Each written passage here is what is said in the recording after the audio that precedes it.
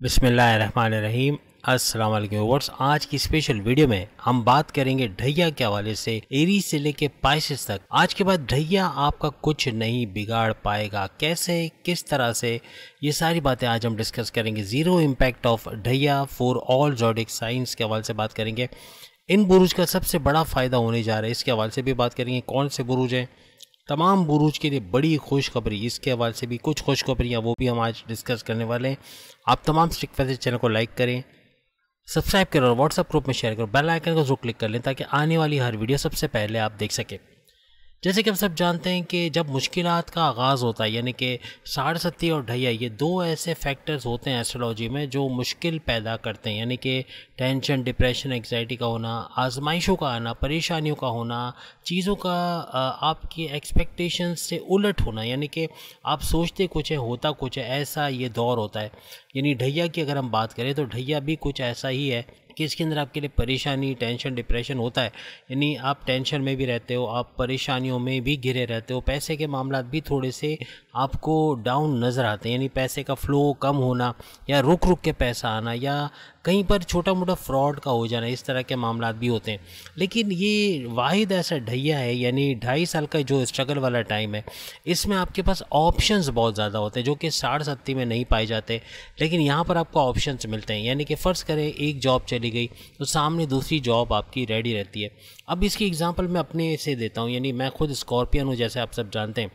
और परेशानी, tension, depression, इसकी अगर हम बात करें ख़ास तौर पर ढैया के हवाले से, तो पिछले 2.5 साल, यानी कि ये जो टोटल 2.5 साल का वक्त होगा, अभी भी 8 महीने बाकी हैं। आप सब जानते हैं ढैया ख़त्म होने में, स्कॉर्पियंस की ख़ास तौर पे और कैंसेरियंस की, तो इन दोनों की ये ढैया के दौर से गुजर रहे हैं। यानी 2.5 साल का इनका स्ट्रगल वाला टाइम अभी एंड होने वाला है। 8 महीने बाद कैंसेरियंस की और स्कॉर्पियंस की ढैया ख़त्म हो जाएगी, फिर नई ढैया शुरू होगी दूसरे बुरूज की, जिसकी हम आपको ऑलरेडी दूसरी वीडियोज़ में बता चुके हैं। अभी प्रेजेंट की अगर हम बात करें, जैसे कि 29 मार्च 2025 से ऑनवर्ड्स लियो यानी कि बुर्ज असद बबर शेरों की जो है ढैया शुरू हो जाएगी। अब मैं अपनी अगर बात करूँ तो ढैया का दौर देख कर आ चुका हूँ और अभी भी जारी है, यानी कि स्कॉर्पियंस की ढैया अभी जारी है और ये तकरीबन 8 महीने के बाद 29 मार्च 2025 को ये ख़त्म हो जाएगी। साथ साथ कैंसेरियंस की भी ढैया ख़त्म हो जाएगी। अब जो नए शुरू होने वाली जिनकी ढैया शुरू हो रही है उसके हवाले से अगर मैं बात करूं, या जिनकी पुरानी ढैया चल रही है और वो ख़त्म हो रही है, तो ये 8 महीने, इसके हवाले से बात करें तो इस 8 महीने भी आप टेंशन फ्री रह सकते हो, परेशानियों से ओझल दूर रह सकते हो। टेंशन, डिप्रेशन से कैसे? जैसे मैं आपको बताऊं कि मेरी जो प्रोग्रेस का टाइम, आपको शायद सुन के हैरत होगी कि जो टीचिंग का मेरा पीरियड रहा, यानी कि टोटल 25 साल मैंने अरीना मल्टीमीडिया में as a senior training faculty के हवाले से मैंने पढ़ाया। तो उसके अंदर जो पढ़ाई के अंदर मेरी सैलरी पैकेजेस 8,000 से शुरू हुई थी, आज से 25 साल पहले। यानी कि उस वक्त जो है वो 12 घंटे की जॉब के 8,000, तो आप हैरत में आएंगे कि इतने कम पैसे। लेकिन जब ये बढ़ा, उसके बाद जब वो जॉब मैंने छोड़ी, तकरीबन 1-1.5 साल के बाद वो जॉब छोड़ दी, उसके बाद 16,000 और उसके बाद फिर 3 साल के बाद फिर, अच्छा अब ये आपको सुन के हैरत होगी कि वो साढ़े सत्ती का दौर था जो जब ये सारा कुछ हो रहा था, यानी कि मैं ये टीचिंग की जॉब कर रहा था और साढ़े सत्ती चल रही थी, तो तकरीबन इसके अंदर भी इस तरह के मामलात हुए। लेकिन ये कहने का मतलब कि जॉब का बार बार छूटना, लेकिन सामने एक ऑप्शन नज़र आना, ये क्यों हुआ? यानी कि साढ़े सत्ती में तो ऐसा नहीं होता। अगर आपकी जॉब चली गई तो आप परेशान रहोगे, आप स्ट्रगल करोगे, आपको जॉब मिलेगी नहीं, आप धक्के खाओगे, आप परेशानी में रहोगे। लेकिन मेरे सामने एक दूसरी जॉब रेडी होना और उससे अच्छे सैलरी पैकेजेस, फिर वो जॉब छोड़ना, उसके बाद तीसरी जॉब करना, इस तरह से तकरीबन 25 साल के अरसे में 5 से 6 दफ़ा ऐसा हुआ कि बार बार जॉब का चले जाना, लेकिन सामने एक जॉब रेडी होना। तो ये आपको बताऊंगा क्या वजह थी आप वीडियो के एंड में, कि क्या वजह थी कि जो साढ़े सत्ती का असर, हालांकि ये एक अलग टॉपिक है, मेन टॉपिक तो आज है ढैया। तो ढैया भी चूँकि अभी जो है वो हमारा ढैया चल रहा है और 2.5 साल का ये स्ट्रगल वाला टाइम जो है वो तकरीबन हमारा, जैसा अभी मैंने बताया कि 29 मार्च 2025 में ख़त्म होगा। तो इस 2.5 साल में मेरा प्रोग्रेस का टाइम क्यों शुरू हुआ जबकि ढैया चल रही है? और आप में से ज़्यादातर जितने भी लोगों की ढैया चल रही है वो कमेंट्स में बताइएगा, या जिनकी ढैया गुजर चुकी है, यानी कि माजी में वो ढैया से गुजर चुके हैं, और जो शुरू जिनकी हो रही वो तो एक्सपीरियंस शेयर नहीं कर पाएंगे, लेकिन जिनकी गुजर चुकी है या जिनकी अभी गुजर रही है, ढैया, उनसे मैं पूछूंगा कि अपनी परेशानियों के बारे में बताना है कि इस 2.5 साल में आपने क्या क्या परेशानियां देखी। जैसे अमूमन ये होता है कि जॉब का चले जाना, लेकिन सामने ऑप्शंस होते हैं, यानी ऑप्शंस मिलना या आपके पास अपॉर्चुनिटीज़ होती है कि आप अवेल करके दूसरी जॉब में चले जाओ, अच्छी जॉब में चले जाओ। परेशानियाँ आती हैं, कभी बीमार होना, बार बार तबीयत का ख़राब होना, ये ढैया में होता मुमकिन नज़र आता है। हस्बैंड वाइफ के रिलेशंस में कड़वाहट का आना, लड़ाई झगड़ा होना, बात सेपरेशंस तक पहुंच जाती है, ऐसे भी होता है ढैया में। या फिर लव लाइफ का धोखा दे जाना, या आपस में बनना नहीं, आपस में अंडरस्टैंडिंग में मसला आना, आपस में एग्रेसिव बहुत ज़्यादा हो जाना, गुस्से में रहना, चिड़चिड़ापन, या फिर नो कांटेक्ट वाली सिचुएशन में चले जाना, या आपस में बातचीत बंद हो जाना, पैकअप वाली सिचुएशन में, इस तरह के मामला भी ढैया में देखे गए। या फिर बहन भाइयों का लड़ाई झगड़ा करना, दोस्तों से अनबन, अपने वालिद वालदा से बदतमीज़ी का करना, या फिर दूसरे लफ्ज़ों में यूँ कहें कि बॉसेस से उलझना या सीनियर से लड़ाई झगड़ा होना, ऐसे मामला भी ढैया में बनते हैं। ये 2.5 साल का जो वक्फ़ा मैंने गुजारा, तो मैं आपको एक बात बता दूं कि टेंशन, डिप्रेशन, क्योंकि ये मेडिटेशन की फील्ड में भी मैं इत्तेफाक से इसी ड्यूरेशन में आया हूँ, यानी मैं अगर आपको बोल रहा हूँ तो ये 2.5 साल का एक्सपीरियंस, यानी इसके दौरान कोई टेंशन डिप्रेशन से आपको आज़ादी का मिलना, ढैया के अंदर रह के आपकी जॉब का बेशक छूटना, ये 2.5 साल में मैंने जॉब, मुझे यानी जॉब छूटी नहीं, मैंने बाकायदा रिज़ाइन किया या जॉब छोड़ दी। वजह ये थी कि सामने मुझे एक ऑप्शन नज़र आ रहा था कि मैं ऑनलाइन काम चूँकि वैसे ही थोड़ा बहुत कर लेता था और उससे फ़ायदा होता था, लेकिन चूँकि 12 घंटे की जॉब होती थी, 10 से 12 घंटे की, तो उसमें ऑनलाइन काम करना, आप समझ सकते हैं कि सुबह 9 बजे से रात 9 बजे तक अगर आप पढ़ाते हो तो फिर आप ऑनलाइन काम करने के लिए कैसे मेंटली रेडी रहोगे। तो मैं थक जाता था, नहीं हो सकता था, थोड़ा बहुत कभी कर लिया कभी ना किया, इस तरह से चलता था। लेकिन अब चूँकि जॉब छोड़ दी ढैया के अंदर ही, यानी कि जो टोटल 2.5 साल का ड्यूरेशन रहा स्कॉर्पियंस का, उसके अंदर मैंने ढैया जो है ये जॉब का छोड़ दिया और ऑनलाइन बिज़नेस की तरफ आ गया, ऑनलाइन काम की तरफ आ गया, यूट्यूबर के तौर पे काम करना शुरू किया। एस्ट्रोलॉजिस्ट तो मैं, उसका शौक़ बचपन से था, तो उसका भी काम शुरू किया जो आप लोगों ने पसंद भी किया। और 1 साल में इतना बड़ा ग्रोथ का होना कि 1 साल में 60,000 सब्सक्राइबर तक पहुंचना बहुत बड़ी अचीवमेंट है, मेरे लिए तो बहुत है।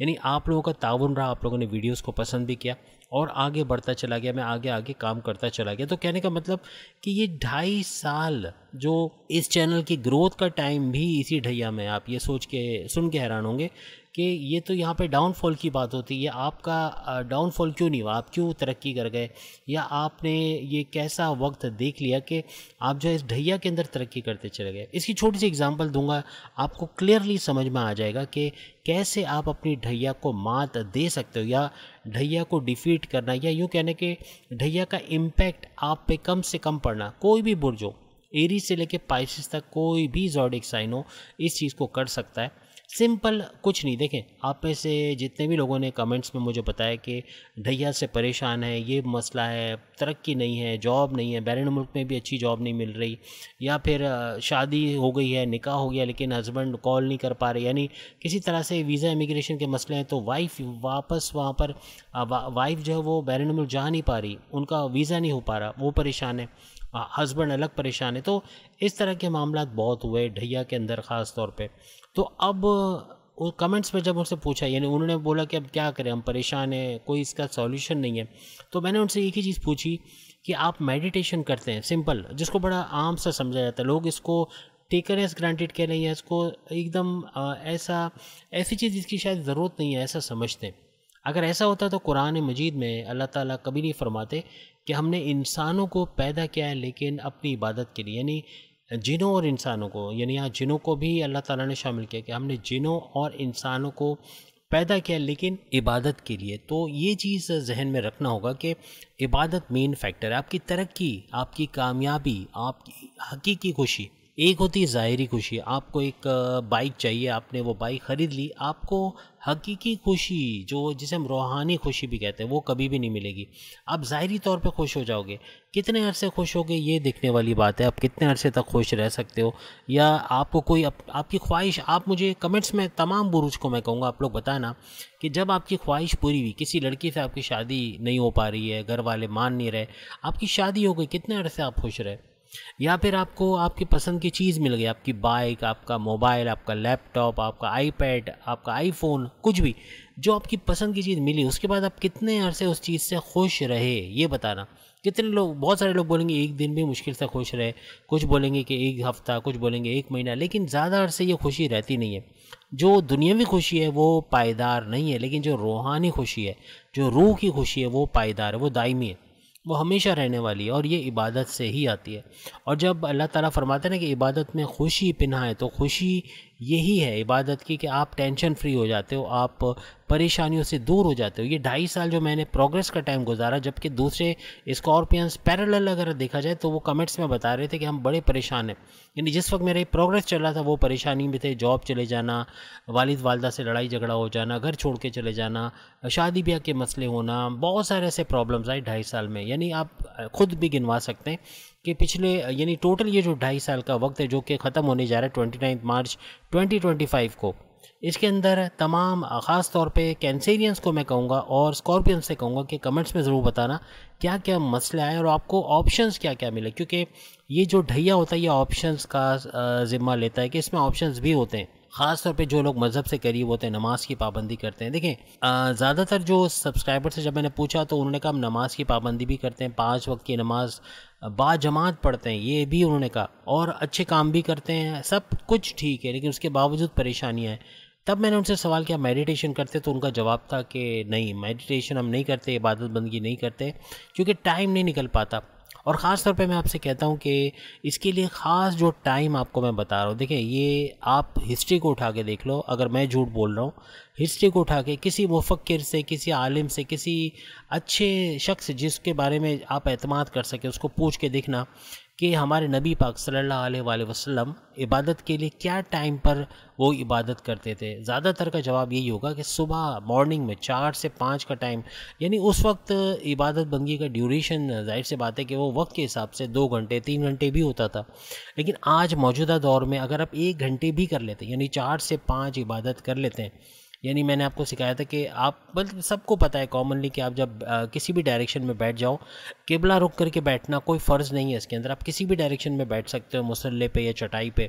आप अपने घर के अंदर ये चीज़ कर सकते हो, आप मस्जिद के अंदर जाके ये चीज़ कर सकते हो। अभी भी बहुत सारे फ़िरक़ों में ये चीज़ है कि मसाजिद में जाके इबादत बंदगी का करना ये है। अगर आप इसमें शामिल हैं तो बताइएगा कि वाकई में ऐसा है, क्योंकि बहुत सारों में है कि इबादत का कॉन्सेप्ट सिर्फ मुसलमानों में नहीं है, बल्कि हिंदुओं में, सिखों में, ईसाइयों में, इवन यहूदियों में, यानी तकरीबन हर मज़हब के अंदर आपको इबादत का कॉन्सेप्ट ज़रूर मिलेगा। तो यही बात कहना चाह रहा हूँ कि इबादत एक वाहिद रास्ता है जो ढैया के ज़ोर को तोड़ेगा। आपको करना है कि आपको बैठना है सुकून के साथ। आपको ये जो टाइम है ना, ज़्यादातर देखें, आप में से अक्सर सवाल लोग करेंगे कि शाम को क्यों नहीं कर सकते, या दोपहर में क्यों नहीं कर सकते, या रात में क्यों नहीं कर सकते। क्यों ये आपने ये टाइम स्पेसिफिक बताया जिसमें लोग सो रहे होते हैं या बिल्कुल टेंशन फ्री होके उनको अपना भी होश नहीं होता और गहरी नींद में सो रहे होते हैं, ये टाइम आप क्यों बता रहे हो कि मॉर्निंग में, सुबह में, यानी फजर के अंदर आप 4 से 5 उठ के जो है इस प्रैक्टिस को करें, ऐसा क्यों कहा जा रहा है? तो वजह यही है कि ये वो टाइम होता है जिसके अंदर आप टेंशन फ्री होते हो, इसके अंदर आप आराम से अपना कंसंट्रेशन लगा सकते हो, अपना ध्यान लगा सकते हो और इबादत करने में मुश्किल नहीं होती। यानी आपको कोई आके डिस्टर्ब नहीं करता कि जाके बाहर से रोटी लेकर आ जाओ, या बाहर से सामान लेके आ जाओ, या जो है वो राशन लाना है, या बच्चों की फ़ीस भरनी है, या फिर घर का सामान लाना है, या सफाई करनी है, जो भी। आप टेंशन में नहीं होता, आपको कोई काम नहीं होता, आप कोई चीज़ में उलझे हुए नहीं होते। इस वजह से ये 4 से 5 जो फजर का टाइम है, इसमें इबादत करना, बैठ के आपको बिल्कुल कंसंट्रेट करना है इस नाम पे, अल्लाह के इस नाम पे जो बड़ा कॉमन है, आप बोलते भी है या अल्लाह। तो या अल्लाह का रटन करना, या अल्लाह कहना और उसको बार बार इसका विर्द करना। या अल्लाह सबको मायने मालूम है, ए अल्लाह। अल्लाह के 99 सिफाती नाम है, उसका विर्द भी किया जा सकता है। मैंने आपको बताया था कि आप पंजतन पाक के नामों का विर्द भी इसमें कर सकते हैं, और प्लस ये कि अगर नाद अली आता है तो उसको भी पढ़ के इसके अंदर आप इस्तेमाल कर सकते हैं। लेकिन कहने का मतलब कि ये वो चीज़ें हैं, पाक हस्तियों के नाम लेना, ख़ास तौर पे पंजतन पाक, या जैसे मैंने कहा या अल्लाह का विर्द करना, ये आपको बड़ा फ़ायदा देगा। और कंसंट्रेट करना है आपको, या अल्लाह अगर आप कह रहे हो, या कोई भी 99, या रहमान है, या रहीम है, या करीम है, या कोई भी नाम जो सिफाती नामों में से आप जो है अल्लाह के 99 नामों में से कोई भी नाम आप इसमें इस्तेमाल कर सकते हैं। तो इसमें कंसंट्रेट करना है, इस नाम पे जो आप बोल रहे हो इस पे ध्यान देना है। इसके तर्जुमे पे जो नाम का मतलब बनता है, जैसे या रहमान का आपको मालूम है, या रहीम का, या करीम का, ये मतलब आपको कॉमनली पता है, तो इसके नाम के तर्जुमे के साथ इसको पढ़ना, तो ये कॉन्सेंट्रेट भी करोगे। और इससे पहले जैसे कोई मुश्किल है लाइफ के अंदर, औलाद का सुख आप चाहते हो, आप अपनी जॉब के अंदर एक यकसुई चाहते हो, एक स्टेबिलिटी नहीं है, जॉब के बार बार चले जाना, आप इसके बारे में सोचें कि अल्लाह से पहले दुआ कर लें कि आप अपनी जॉब के हवाले से, या औलाद के हवाले से, या अपने घर के हवाले से, या जो कर्ज़े चढ़ गए उसके हवाले से आप उसके अंदर निजात चाहते हो, आप चाहते हो ये मामला आपका हल हो। जो भी परेशानी जहन में, पहले उसको जहन में लाना है कि मैं अपनी बहन की शादी की वजह से परेशान, उसकी शादी नहीं हो पा रही, या मेरी शादी नहीं हो पा रही, या घर में इख्तलाफात हैं, लड़ाई झगड़े, इसके हवाले से सोच करके इसको दूर करना है। और फिर जाके आप बैठेंगे तो यकीनन आप इसका फ़ायदा देखोगे और कमेंट्स में भी बताओगे इंशाल्लाह। ढैया का जोड़ टूटेगा। लेकिन देखिए, एक सिंपल सी एग्जांपल आपको दे रहा हूँ, ये आखिरी एग्जांपल दे के मैं वीडियो को एंड करूँगा, लेकिन इससे आपको अच्छे से समझ में आ जाएगा कि कैसे ढैया का जोड़ टूट सकता है।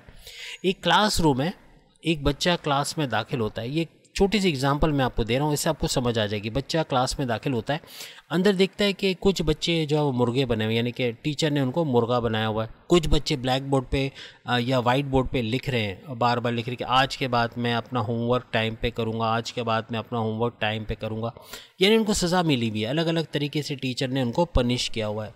अब ये बच्चा भी चूँकि लेट आया है, देर से आया है, तो अब इसको भी पता था कि मुझे सज़ा मिलने वाली, क्योंकि दूसरे बच्चे जो लेट आए उनको भी टीचर ने आज पनिश किया है, जो होमवर्क नहीं करके आए उनको भी टीचर ने पनिश किया है, जो क्लास में बदतमीजियाँ कर रहे हैं या जो शोर मचा रहे हैं उनको भी टीचर ने आज परेशान किया। टीचर का मूड अच्छा नहीं है। अब वो बच्चा जब क्लास में जा रहा है, दूसरे बच्चे जो मुर्गे बने हुए या फिर जो बोर्ड पे लिख रहे हैं वो यही सोच रहा है अब इसको भी सज़ा मिलनी है क्योंकि ये लेट आया है। अब वो बच्चा क्या करता है, वो बच्चा अपने बैग से टिफ़िन बॉक्स निकालता है और उस टीचर को दे के उस टीचर के हाथ में देता है वो टिफ़िन बॉक्स और कहता है कि आज अम्मा ने आपके लिए आलू के पराठे बनाए, अम्मा ने आपके लिए आलू के पराठे भेजे। टीचर बहुत खुश हो गई कि आज चलो लंच का बंदोबस्त भी हो गया और ये अच्छा हो गया। टीचर खुश हो गई और वो टिफ़िन बॉक्स उस बच्चे से लिया और उस बच्चे को बोला जाओ जाके बैठ जाओ। देखिए कितना बड़ा फ़र्क हो गया। वो टीचर उसको क्या बोलती, जाओ जाके मुर्गा बन जाओ या बोर्ड पे जाके लिखो, लेकिन उसने उसको सज़ा नहीं दी, उसने उसको जज़ा दे दी कि उसको जाके बिठा दिया कि जाओ जाके बैठो और क्लास में शामिल होने की इजाज़त दी। तो ये कैसे हुआ, आप समझ गए बात को कि अलग किस्म का रिएक्शन इस बच्चे के साथ क्यों, बाकियों के साथ क्यों नहीं। कोई मुर्गा बना हुआ है, कोई बोर्ड पे लिख रहा है, हर एक को सज़ा मिली है, इसको सज़ा नहीं मिल रही। तो आप समझ गए मेरी बात कि मेडिटेशन कुछ ऐसा ही है। आप मेडिटेशन में अल्लाह को बटरिंग करना हम नहीं कहेंगे, अल्लाह की तारीफ़ करना, हमद न्याज़ करना या अल्लाह की हमद, अल्लाह के नाम से उसको पुकारना, ये कोई भी किस्म की बटरिंग नहीं होती बल्कि इससे आपको ही फ़ायदा मिलता। अब 60-70 चूँकि 2020 में ओवर हो गई है, इन शॉर्ट बता रहा हूँ कि ढैया का तो असर नहीं हुआ। आपको बता रहा हूँ कोई टेंशन, डिप्रेशन, एंग्जाइटी, जॉब का चले जाना या पैसों की फ़िक्र होना या मामलात का बिगड़ना, हस्बैंड वाइफ के रिलेशंस में मसले आना, छोटे मोटे टेंशन अगर मुझे रहे ना, तो मैं आपको बता रहा हूँ मुझे ये टेंशन रही इन 2.5 सालों में। ये जो 2.5 साल का अरसा गुजर रहा है जिसमें अभी भी 8 महीने बाकी है, ढैया के अंदर मुझे ये परेशानी रही कि प्रोजेक्ट कंप्लीट करना है, ये लोगो बना के देना है, या ये कार्टून एनिमेशन बना के देनी है, या ये ऑटोकैड ड्राफ्टिंग की फ़ाइल देनी है, इसको कैसे कंप्लीट करना है, जल्द से जल्द कैसे करना है, ये मसले आ रहे हैं।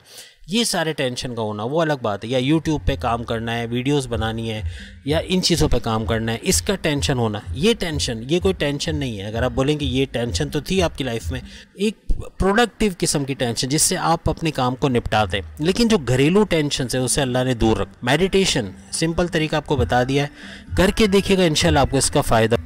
तो कहने का मकसद ये कि 60-70 का भी जब वक्त था, यानी कि उस वक्त तो मैं मेडिटेशन में प्रैक्टिकली रेगुलर नहीं था, मैं कभी जाऊं कभी ना जाऊं, इस तरह से हो जाता था। लेकिन जब ढैया आया तो ढैया में रेगुलर होना ये काफ़ी फ़ायदा दिया और मैं इसको एक्सपीरियंस करके बता रहा हूं कि टेंशन, डिप्रेशन, एग्जाइटी, आपके घरेलू मामलात का अच्छा होना, आपके फाइनेंशियल, देखें अभी जो महंगाई चल रही है उस हिसाब से कमाना बड़ा मुश्किल काम है। स्ट्रगल तो हम भी कर रहे हैं, यानी हम भी मेहनत कर रहे हैं कि किसी तरह पैसे के ज़राए बने या पैसा आए, लेकिन जो एक होता है ना कि कर्ज़ा लेना पड़ जाना या इस तरह के मसले आ जाना, कारोबार में मंदी का आ जाना, इस तरह अल्लाह ने बचाए रखा और आगे आप प्रोग्रेस करते जाते हैं, आपके लिए रास्ते खुलते चले जाते हैं। तो ढैया के अंदर भी आपके लिए रास्ते खुलना। ऑप्शंस का ये याद रखिएगा, 2.5 साल जिन जिन की ढैया आ रही है सबको पता है, हमने वीडियोस बनाई और सबको इसका आइडिया हो गया होगा कि किन किन की ढैया जो है वो आने वाली है या ढैया किन की ख़त्म हो रही है, सबको पता है। तो अब ये जो 8 महीने रह गए ढैया के, एक तो ये और दूसरा जिनका ढैया शुरू होने उनको काफ़ी मामला सुलझते हुए नज़र आएंगे और आसानियाँ पैदा होंगी लाइफ में। करके देखिएगा, कमेंट्स में ज़रूर बताइएगा। फ़ौरन से रिज़ल्ट नहीं मिलता, 5-6 महीने, साल, मतलब अच्छा खासा टाइम लगता है, लेकिन कहने का मतलब कि आपको रिज़ल्ट नज़र आना शुरू हो जाते हैं। यानी डे फर्स्ट से नज़र आएंगे ऐसा मैं नहीं कहता हूँ, लेकिन 2-3 हफ्ते के बाद इंशाल्लाह एक तो अंदर से आपका इनर सेटिस्फेक्शन का होना और आपका तरक्की करना, और ये सारे मामला जो बिगड़ते हैं ख़ास तौर पर ढैया में भी, वो कम से कम या ना होने के बराबर हैं। कि कर्ज़े से बाहर आते हुए, बीमारियों से लड़ते हुए परेशान हो तो उसका प्रॉपर मेडिकेशन होना, या दुश्मनों का दूर होना, या दुश्मनों का आपके कंट्रोल में आना जो बड़े प्रॉब्लम्स क्रिएट किए थे, ये सब होता हुआ नज़र आएगा। तो उम्मीद है ढैया के असर से आप महफूज रहोगे। अल्लाह ताला आपको इससे महफूज रखे, तमाम तकालीफ, मुश्किलात और प्रॉब्लम्स को आपकी लाइफ से दूर रखे और आपको तरक्की करने का अच्छा मौका मिले। इंशाल्लाह अगली वीडियो में फिर मुलाकात होगी। चैनल को लाइक करें, सब्सक्राइब करें, व्हाट्सएप ग्रुप में शेयर करें और बेल आइकन को जरूर क्लिक कर लें ताकि आने वाली हर वीडियो सबसे पहले आप देख सकें। अगली वीडियो में फिर मुलाकात होगी, तब तक के लिए इजाज़त दीजिए। अल्लाह हाफिज़।